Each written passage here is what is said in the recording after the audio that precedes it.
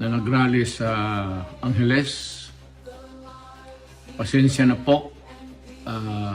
Inabot ako ng ayaw ko na lang sabihin kasi napaka-corny. Pero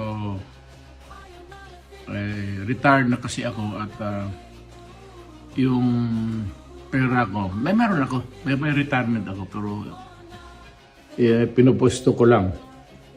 At yun na kasi ang source of existence ko. Sorry, hindi ako nakapunta. Pero I would like to congratulate you for your gesture to show to the country and to the world that may damdam tayo.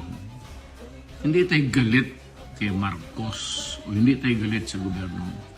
May damdam na pinapalabas natin. But this should be as good as any other time to tell the president, the military, the police and all na hindi kami yung subversive na gusto namin tumbahin ang gobyerno, paalisin si Marcos.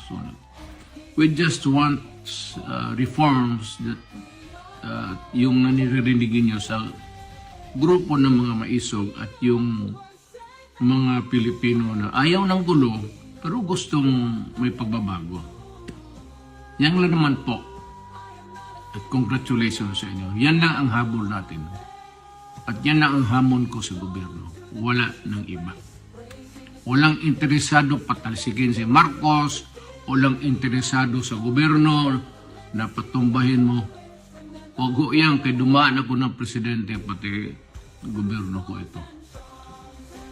So, para just to erase doubts. But, we will ask that we will be heard from time to time so that government would know what the sentiments of the people are.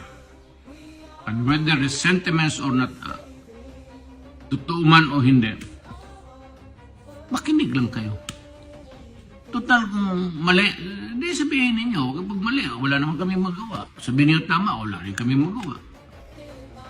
Just the right to be heard.